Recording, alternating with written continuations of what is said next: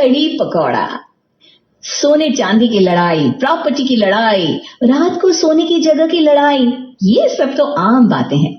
लेकिन इन सब के बीच एक ऐसी लड़ाई होती है जो सबसे ज्यादा इग्नोर की जाती है। खाने की लड़ाई। हाँ, वही लड़ाई जो सुबह से लेकर रात तक किसी न किसी घर में चलती रहती है। सुबह होते ही लड़ाई शुरू, आज पराठे बनेंगे या पोहा, मुझे तो ब्रेड बटर चाहिए। और फिर आता है लंच का समय, और जिसके मन का खाना नाश्ते में ना बना हो, लंच में भी अपने मन का खाना ना मिले, फिर तो आप सोच लीजिए। और रात के क्या कहने, रात को तो हालात और बिगड़ जाते हैं। खाने की ये लड़ाई हर दिन होती है, हर घर में होती है। सोने चांदी की लड़ाई तो एक बार खत्म भी हो सकती है, लेकिन खाने की लड़ाई ये तो हर दिन नए जोश, नए तर्क और नए डिमांड के साथ फिर से शुरू हो जाती है। आज की कहानी भी इसी लड़ाई के बारे में है। सुबह सुबह नीतू सभी को चाय परोस रही थी, तभी जानकी कहती है, बड़ा दिन हो गया बहू, पकौड़े की कढ़ी नहीं खाई। आज ना पकौड़े की कढ़ी बना लेना, दही जमा कर रखी थी ना। दही का तो मुझे पता नहीं मम्मी जी, कल रात को मैं शादी में गई हुई थी। अगर निधि ने जमाई होगी तो पता नहीं, मुझे जाकर फ्रिज में देखना होगा, मैं देख लेती हूँ एक बार। मेरे हिसाब से तो जमाई होगी, फिर भी देख ले। और अगर बेसन नहीं है तो प्रेम अभी ही जाकर ला देगा, वरना जैसे ये काम के लिए निकलने लगेगा तो हमेशा की तरफ पीछे से टोक देगी। आदत से मजबूर तो है ही तू। नीतू किचन में जाती है और फ्रिज खोलकर दही ढूंढने लगती है। क्या ढूंढ रही है भाभी, आप बताइए, मैं बता देती हूँ वो चीज कहाँ रखी है। अरे निधि, वो मैं देख रही थी कि तूने दही जमाई है कि नहीं, और बेसन होगा ना, एक बार देखकर बता दो ना। वो मम्मी जी को ना कढ़ी पकौड़े खाने का मन हो रहा है। कढ़ी पकौड़ा सुनते ही निधि के मुंह से तो पानी टपकने लगता है, और टपकना जायज भी था। बचपन से न जाने कितनी खाने की डिशेस आई और गई, पर कढ़ी पकौड़ा निधि के मन से नहीं गया। कढ़ी पकौड़े बनने वाले क्या भाभी? अरे वाह वाह, तो पहले बोलना था ना। बेसन नहीं भी होता तो मैं जाकर बेसन ले आती। और हाँ, दही भी है, बेसन भी है, सब कुछ है। आप जाकर मम्मी जी से कह दीजिए। नीतू फौरन हॉल में जाती है और अपनी सास को कढ़ी पकौड़ी बनाने की कंफर्मेशन दे देती है। बस फिर दोपहर में कढ़ी पकौड़े और चावल बनाने का फिक्स रहा। वाह जी वाह, मेरे मन में तो अभी से पानी आ रहा है। बहू, कढ़ी चावल की तुलना ना किसी और भी खाने से हो ही नहीं सकती। अरे माँ जी, मैं आपसे पूछना ही भूल गई, आप खा लेंगी ना कढ़ी पकौड़ा या कुछ और बनवा दूं? डरी आई मुझसे पूछने वाली, कढ़ी पकौड़ा बने या बिरयानी मुझ तक पहुंचे वही गनीमत है, तो छोड़ेगी तब तो खाऊंगी। अरे माँ, ये क्या बोल रही हो तुम? जान की कोई नाग है क्या जो सारी सब्जी चट कर जाएगी? तू देख कर बनाना बहू, उतनी क्वांटिटी हो जो सभी को मिल जाए। आप तो ऐसे कह रहे हैं पापा जी जैसे मैं कल ही ब्याह कर आई हूँ। सभी की खाने की क्वांटिटी का अंदाजा है मुझे, आप फिक्र मत कीजिए। और दोपहर के खाने के लिए नीतू और निधि कढ़ी पकौड़े बनाने में लग जाती है। एक तरफ निधि बेसन की कढ़ी तैयार कर रही थी, दूसरी तरफ नीतू बेसन के पकौड़े तल रही थी। दोपहर के 2 बजे रसोई से आ रही घी में तड़के और कढ़ी की महक से पूरा घर महक उठता है। अब तो रहा नहीं जा रहा बहू, खुशबू बाहर तक आ रही है, अब खाना भी ले आओ। सच में पापा, लग रहा है मानो ये खाने की खुशबू हमें चिढ़ा रही हो। तभी घर की दोनों बहुएं गर्मा गर्म चावल और कढ़ी पकौड़े लेकर रसोई से बाहर आती हैं। खाना देखते ही सभी उस पर टूट पड़ते हैं। अरे ये क्या कर रहे हो तुम लोग, ऐसे तो पतीला ही गिर जाएगा, फिर क्या खाएंगे हम सब? सब अपने हाथ पीछे करो, पहले मैं खाना लूंगी। डरी आई, घर के सबसे बड़ी जैसे तू है, मैंने है जानती नहीं क्या मैं तुझे फट से सारी पकौड़ियाँ चट कर जाएगी। ए छोटी, तू जरा पहले मेरी कटोरी में कढ़ी डाल दे और अच्छे से पकौड़ियाँ डालना, वरना मेरा नंबर आते आते पतीले में सिर्फ कढ़ी कढ़ी रह जाएगी। नहीं नहीं दादी जी, आप फिक्र मत कीजिए, सभी की कटोरियों में पकौड़े आएंगे, ये मेरी गारंटी है। सबसे पहले लता अपना खाना लेकर साइड हो जाती है, फिर खाना लेती है जानकी, फिर सुरेंद्र, फिर अमित और फिर प्रेम। सभी मस्ती से खाना एंजॉय करने लगते हैं। सभी को खाता देख अब दोनों बहुओं से भी रुका नहीं जा रहा था। अरे बेटा, सपना तो ले लिया खाना, और कोई रोटियां तो खा नहीं रहा कि तुम्हें गर्मा गर्म परोस कर लाना। जाओ जल्दी से अपने अपने प्लेट ले आओ और तुम भी खाने बैठ जाओ, वरना एक बार चावल अगर ठंडे हो गए ना तो फिर वो मजा नहीं आएगा। नीतू और निधि भी अपने खाने के लिए रसोई से प्लेट ले लेती है। पहले खाना लेती है नीतू, फिर निधि जैसे ही पतीले में चम्मच डालती है उसमें एक भी पकौड़ा नहीं था। हैं? इसमें तो एक भी पकौड़ा नहीं है, ये तो सिर्फ कड़ी कड़ी रह गई है मेरे लिए। निधि यहाँ से वहां सभी की ओर नजरें घुमाती है, पर कोई उसकी ओर नहीं देखता क्योंकि सबका ध्यान तो अपने अपने खाने की प्लेट पर था। मेरे वक्त पकोड़े कैसे खत्म हो गए? भाभी ने भी तो अभी खाना लिया है। निधि जरा झांक कर अपनी जिठानी की कटोरी में देखती है तो नीतू तक की कटोरी में पकोड़े थे। ये क्या फूटी किस्मत है मेरी, लगता है कड़ी के साथ ही चावल खाने पड़ेंगे। जहां पूरा घर पकोड़े वाली कड़ी के साथ चावल को मसल रहा था, वहां घर की छोटी बहू यानी निधि को सिर्फ कड़ी के साथ ही चावल खाने पड़ते हैं। खाने के बाद सभी को उबासी आने लगती है। अब खाना था ही इतना अच्छा और दोपहर के खाने के बाद नींद आनी तो लाजमी है। सभी अपने अपने कमरों में जाकर सो जाते हैं, पर बेचारी निधि अकेले हॉल में बैठी हुई थी क्योंकि उसे चिड़न महसूस हो रही थी। कितना मन था मुझे कड़ी पकोड़े खाने का, कितनी एक्साइटेड थी मैं। ये दुख मेरी किस्मत में क्यों लिखा भगवान। उदासी में निधि एक स्टेटस पोस्ट करती है जिसे देखकर उसकी फ्रेंड उसे कॉल बैक करती है। क्या हो गया? आखिर में ससुराल का दुख तुझे महसूस होने ही लगा ना? बड़ी कहती थी मैं तो लक्की हूँ जी। अरे तू भी ना, मेरे ससुराल वालों ने कुछ नहीं किया। तुझे पता है ना मैं कड़ी पकोड़े को लेकर कितनी पसेसी हूँ। आज घर पर कड़ी पकोड़े बने थे पर सभी ने पहले ही पकोड़े खा लिए और मेरे लिए बस कड़ी रह गई और कुछ नहीं। यही बात थी तो चिड़न में मैंने स्टोरी पोस्ट कर दी। तू ना बहन सच में पागल है। कड़ी बची हुई है तो पकोड़े तल ले और फिर से कड़ी में मिला दे, कड़ी पकोड़ा फिर से तैयार हो जाएगा। अरे वाह, भगवान तुझे स्वर्ग दे बहन, जीते जी स्वर्ग दे, मरने के बाद नहीं। क्या आइडिया दिया है तूने।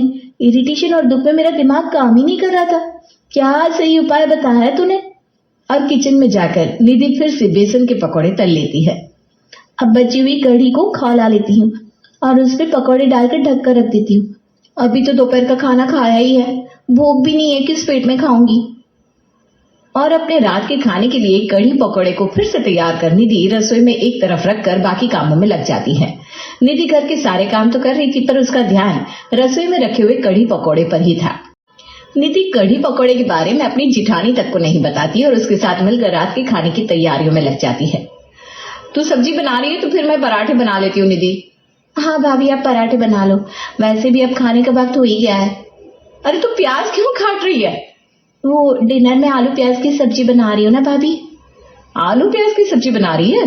पर तू तो खुद प्याज खाती नहीं, कैसे करेगी डिनर?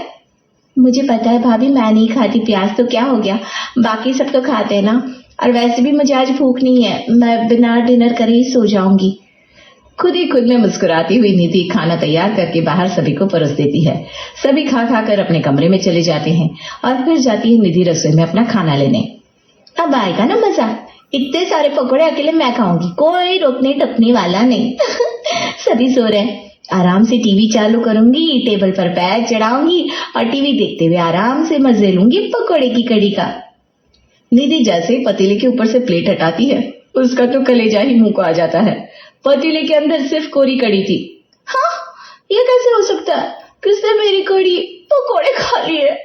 निधि के साथ दोबारा धोखा हो चुका था।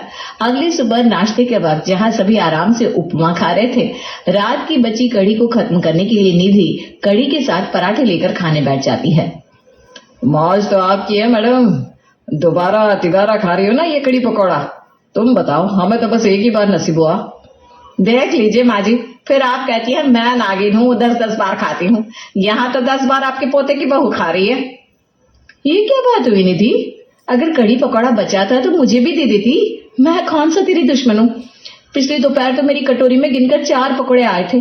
निधि इतनी इरिटेटेड थी कि वो किसी को कुछ रिप्लाई नहीं देती और अपना खाना उठाकर कमरे में चली जाती है। निधि के प्लेट में कड़ी देखकर फिर से सभी का मन कड़ी पकौड़े खाने का हो जाता है। मैं क्या कह रहा था नीतू, आज भी दोपहर में कड़ी पकौड़े का ही प्लान कर लो ना, सही रहेगा। क्यों मम्मी? हाँ बेटा, तेरा मन है तो बिल्कुल बनवा ले, इससे सात्विक और शुद्ध खाना कुछ हो ही नहीं सकता। बनाने में भी आसान है, ऐसे इतनी गर्मी पड़ रही है, दाल चावल सब्जी चटनी पसेरा करने में बहुएं भी तो पसीने से लथपथ हो जाती है। तू बस चावल और कड़ी पकौड़ा बना ले बहू। नाश्ते के बाद निधि अपना मुरझाया हुआ चेहरा लेकर रसोई में आती है, जिसे देखकर नीतू कहती है, क्या हो गया भाई, ऐसे शक्ल बिगाड़ कर क्यों खड़ी है? नाश्ते की बात बुरी लग गई क्या? अरे वो तो हम देवर भाभी तुझसे मस्ती मजाक कर रहे थे, वो सब भूल और खुश हो जा। दोपहर में फिर से कड़ी पकौड़ा बनने वाला है। तेरी फेवरेट कढ़ी। अच्छे से पेट भरकर खाना, ठीक है। अगर खाने की कोई डिश आपको बहुत पसंद हो और वो आपके घर पर बने भी पर आपको ना मिले तो आपको तो दुख होगा ही, गुस्सा भी आएगा। पर बेचारी निधि अपना गुस्सा निकाल भी नहीं पा रही थी, जिस कारण वो और बुरा महसूस कर रही थी। फिर निधि को दिखती है रोशनी की किरण। नीतू की बात सुनकर निधि के मन में फिर से उम्मीद जागती है। दोनों देवरानी जेठानी मिलकर फिर दोपहर में चावल के साथ कढ़ी पकौड़ा बनाती है। पिछले रोज की तरह घर की बड़ी बहू यानी कि नीतू अपने लिए पहले ही कटोरी भरकर पकौड़े छुपा कर रख लेती है। इन सब से बेखबर निधि कढ़ी पकौड़े और चावल बाहर टेबल पर सभी को परोसने के लिए ले जाती है। कल सबसे पहले आपने सारी पकौड़ियाँ ले ली थी जानकी जी, फिर मुझे टूटी हुई पकौड़ियाँ नसीब हुई। आज पहले मैं ही कढ़ी पकौड़े लूंगा। अरे घर का बड़ा तू है कि मैं? पहले मैं कढ़ी पकौड़े लूंगी, उसके बाद जिसे लेना हो ले। ए छोटी, जरा मुझे परोस। काश कोई ये भी कह देता, छोटी बहू पहले तू खा ले। सबसे पहले लता कढ़ी पकौड़े लेती है, फिर सुरेंद्र अपनी कटोरी भर लेता है, फिर जानकी, फिर अमित और फिर प्रेम। फिर आती है दोनों बहुओं की बारी। कल वाली गलती आज नहीं कर सकती मैं। पहले तो खाना नसीब ही नहीं हो रहा, अब लास्ट तो आ ही नहीं सकती, सेकंड लास्ट तो सही। निधि जैसे ही अपना चम्मच पतीले में डालती है, नीतू उसे रोक देती है। अरे निधि, बड़ी मैं हूं कि तू? यहाँ सब कोई लाइन में उम्र के हिसाब से खाना ले रहा है ना, तू कहाँ बीच में घुसी जा रही है?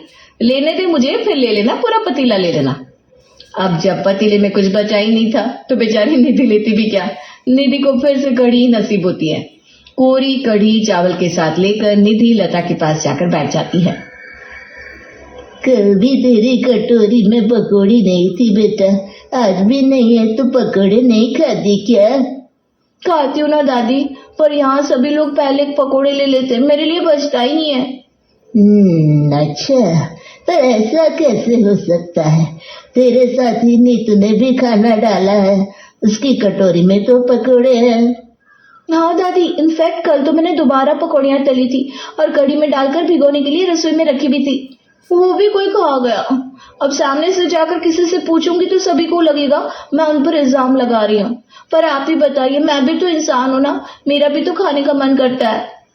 तो आज तो फिर से पकौड़ियाँ बना और बची हुई कढ़ी में डुबोकर रसोई में छोड़ दे, देखते हैं चोर कौन है। खाने के बाद जब सभी अपने कामों में लग जाते हैं, निधि फिर से पकौड़े तलती है और उन्हें गर्म कढ़ी में डुबोकर रसोई में ही छोड़ देती है। कुछ देर बाद रसोई में जाती है जानकी और कटोरी भरकर कढ़ी पकौड़ा लेकर अपने कमरे में चली जाती है। देखा, मुझे पूरा विश्वास था इन सब के पीछे तेरी सास का ही हाथ है। ये तो चोरनी है ही एक नंबर की, और अलग से पेटू भी। जब इस घर में ब्याह कर आई थी तो गिनकर 18 पराठे बनवाती थी, जिसमें 12 तो अकेले ये खा जाती थी। खाने के टेबल पे भी पकौड़ों का घपला यही करती थी। लता और निधि छुपकर रसोई पर नजर रखे हुए थे कि तभी रसोई में जाता है प्रेम और एक कटोरी में कढ़ी भरकर पराठे के साथ अपने कमरे में ले जाता है। हे भगवान, सास तो चोर निकली है या पति भी चोर है।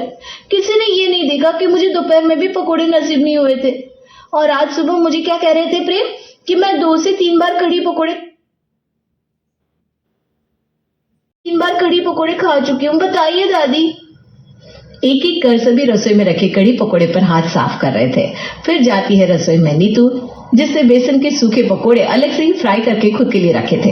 वो आराम से रसोई से पकोड़े लेकर आती है और टीवी देखते हुए खाना शुरू कर देती है। ये सब देखकर निधि की आंखें भर आती हैं और वो बालकनी में जाकर फूट फूट कर रोने लगती है। क्योंकि मैं किसी के सामने मुंह खोलकर अपने पसंद की चीज नहीं मांगती, इसलिए ये सब हो रहा है मेरे साथ। अब खाना ही नहीं मुझे कढ़ी पकोड़ा। नहीं बेटा, कढ़ी पकोड़ा तो तुझे मैं खिला कर रहूंगी। अगली दोपहर फिर से दोनों देवरानी जेठानी मिलकर कढ़ी पकौड़े बनाती है। उनके पीछे से लता रसोई में जाती है और कढ़ी के अंदर की सारी पकौड़ियों को गायब कर देती है, यहाँ तक कि उन पकौड़ियों को भी जो नीतू ने छिपा कर रखी थी। इन सबसे अनजान नीतू खाना टेबल पर परोसती है। आज तो नाश्ता इतना भारी हो गया, मुझे भूख ही नहीं। जिसे पहले अपने प्लेट में खाना परोसना है परोस ले। आज पहले मैं ले लूंगा मम्मी, ऐसे भी देर हो रही है, मुझे जल्दी से खाकर निकलना है। अमित कढ़ी पकोड़े के लिए पतीले में चम्मच डालता है, पर उसमें पकोड़ा तो था ही नहीं। अरे ये क्या, इसमें तो पकोड़े ही नहीं है। तुझे ना सबसे लास्ट में लेने की आदत हो गई है। भरे हुए पतीले से कभी तूने पकोड़े निकाली है क्या? हाँ, इसलिए तुझे पकोड़े नहीं मिल रहे। ला चम्मच, मैं निकालता हूँ। सुरेंद्र भी कढ़ी में चम्मच घुमाता है पर पकौड़ी बाहर नहीं आती। आती भी कैसे, उसमें पकौड़े थे ही नहीं। एक एक कर अपने मन की तसल्ली के लिए सभी पतीले में चम्मच घुमाते रहते हैं। इसमें तो पकौड़े ही नहीं है बहू, अब हम क्या खाएंगे? पर मैंने पकौड़े डाले थे मम्मी जी। जहां सभी मुंह झुकाए बैठे थे वहां निधि पतीले में से कढ़ी निकालकर चावल के साथ खाना शुरू भी कर देती है, जिसे देखकर सभी हैरान हो जाते हैं। तुझसे ये कढ़ी के साथ चावल खाए जा रहे हैं बहू? क्यों नहीं खाए जाएंगे? पिछले 3 दिन से बिना पकोड़े की कढ़ी तो चावल के साथ खा रही है मेरी छोटी बहू। तुम सब तो एक एक करके कढ़ी में से पकौड़ियां निकाल लेते हो, फिर कोई देखता भी नहीं आगे वाले को पकौड़ी मिलेगी कि नहीं। इसीलिए मैंने आज पहले ही पतीले में से सारी पकौड़ियां निकाल ली थी। आज कढ़ी पकौड़ा सिर्फ मेरी बहू निधि खाएगी। निधि की खुशी का ठिकाना नहीं रहता। जब उसने उम्मीद छोड़ दी तब कढ़ी पकौड़ा उसके सामने खुद ब खुद आ गया। लता की बात से सभी को समझ में आ जाता है कि वो गलत कर रहे थे। अब आप सब मेरा मुंह क्या देख रहे हैं? अपनी अपनी कटोरियां ले लो, 2-2 पकौड़े तो मैं आपको दे ही सकती हूँ।